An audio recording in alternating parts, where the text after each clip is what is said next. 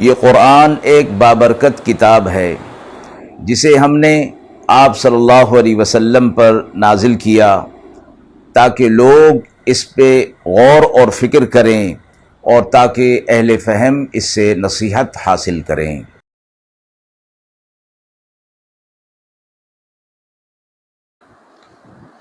بسم اللہ الرحمن الرحیم۔ السلام علیکم ورحمۃ اللہ وبرکاتہ۔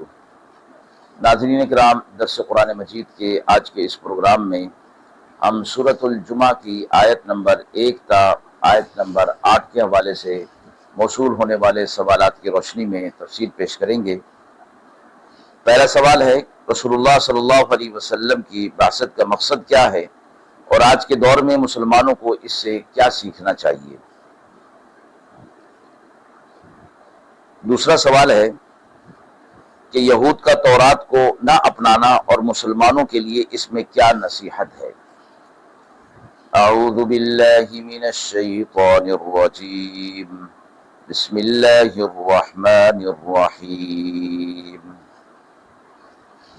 يسبح لله ما في السماوات وما في الأرض الملك القدوس العزيز الحكيم، هو الذي بعث في الأميين رسولا منهم يتلو عليهم آياته ويزكيهم ويعلمهم الكتاب والحكمة وإن كانوا من قبل لفي ضلال مبين وآخرين منهم لما يلحقوا بهم وهو العزيز الحكيم، ذلك فضل الله يؤتيه من يشاء والله ذو الفضل العظيم، مثل الذين حملوا التوراة ثم لم يحملوها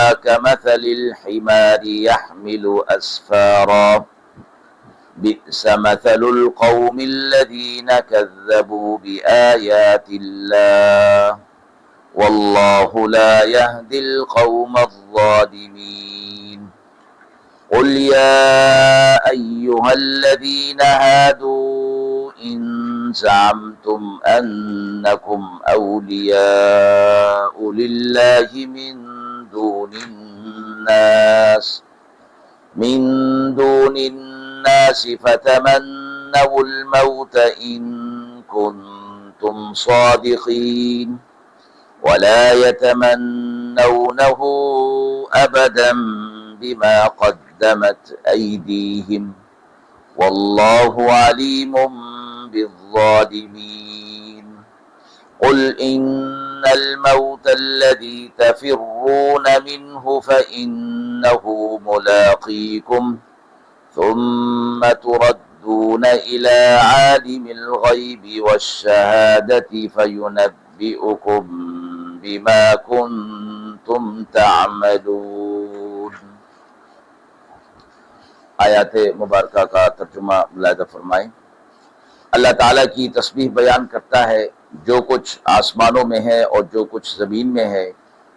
بادشاہ ہے، پاک ذات، زبردست حکمتوں والا ہے۔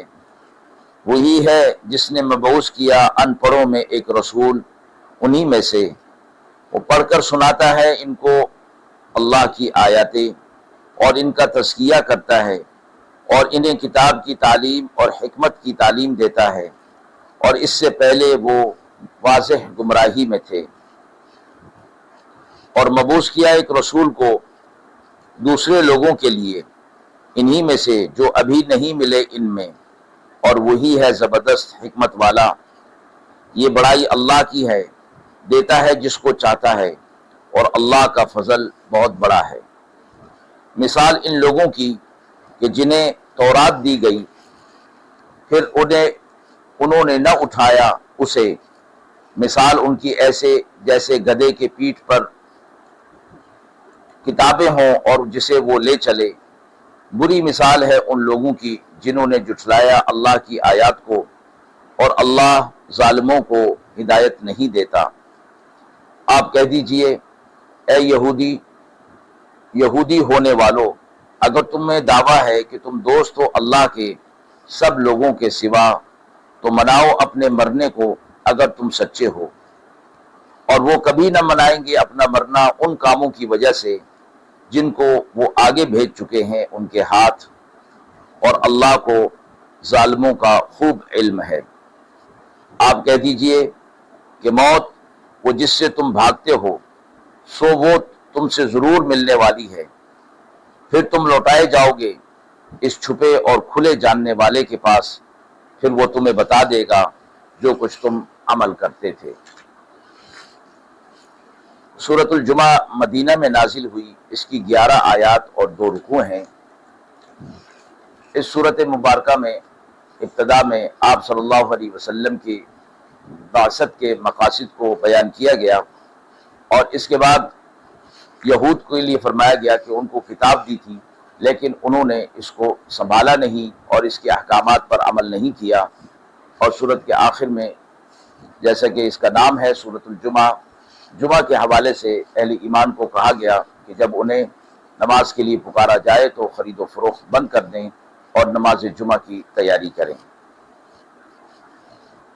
مذکورہ آیات کے حوالے سے پہلا سوال ہے کہ رسول اللہ صلی اللہ علیہ وسلم کی بعثت کا مقصد کیا ہے، اور آج کے دور میں مسلمان اس سے کیا سیکھ سکتے ہیں۔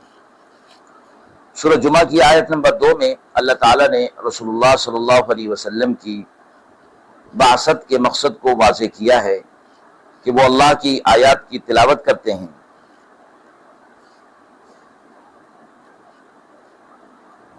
لوگوں کا تزکیہ کرتے ہیں، اور کتاب اور حکمت کی انہیں تعلیم دیتے ہیں۔ آپ صلی اللہ علیہ وسلم کی 3 صفات ان آیت کے اندر بیان کی گئی۔ نمبر 1، قرآن مجید کی آیات کی تلاوت کرنا، یعنی قرآن پڑھ کر امت کو سنانا۔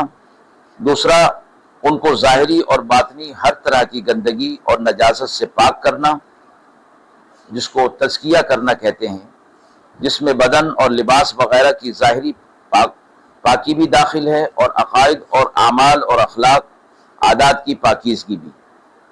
تیسری چیز، کتاب و حکمت کی تعلیم دینا۔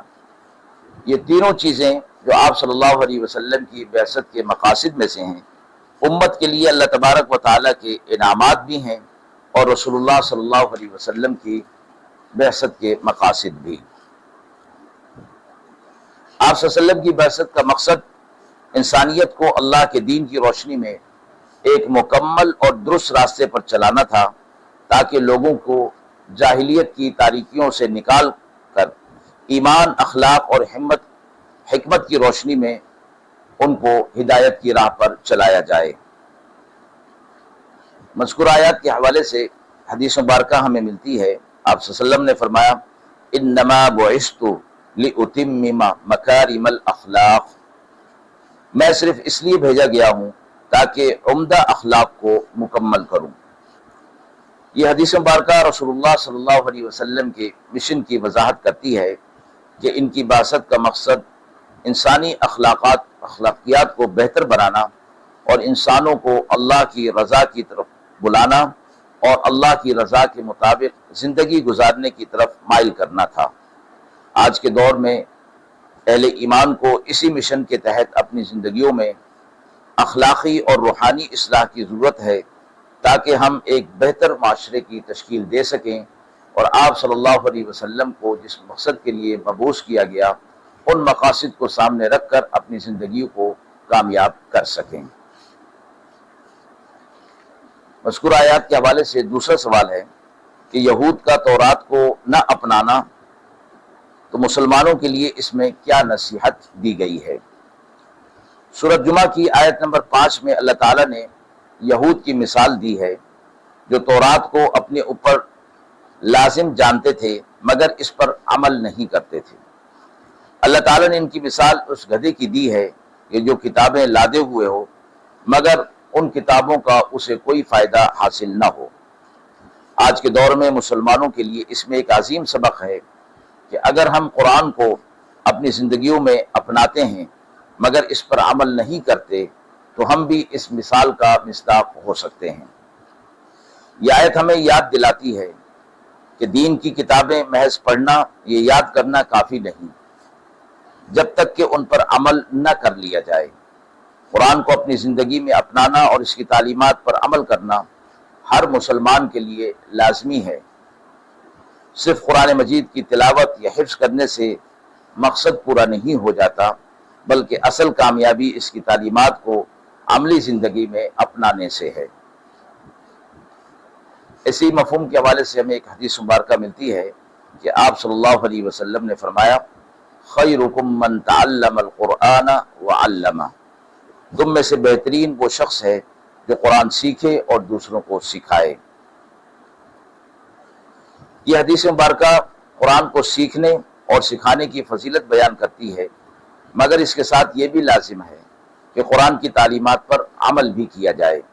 آج کے دور میں مسلمانوں کو قرآنی تعلیمات کو اپنی زندگی میں لانا چاہیے، زندگی کا حصہ بنانا چاہیے، تاکہ اس عظیم کتاب کے اندر دی گئی تعلیمات کو پورا کر کے اور ان تعلیمات پر عمل کر کے اللہ تعالیٰ کی رضا کو حاصل کیا جا سکے۔ ناظرین کرام، ہم امید کرتے ہیں کہ مذکورہ سوالات کی روشنی میں جو تفصیل پیش کی گئی وہ آپ کے لیے قابل عمل ہوگی، قابل اطمینان ہوگی۔ اس حوالے سے آپ کے بھی کوئی سوالات ہوں تو ضرور کمنٹ باکس میں دیجیے، انشاءاللہ ان کے جوابات دینے کی پوری کوشش کی جائے گی۔ وآخر دعوانا ان الحمد للہ رب العالمین۔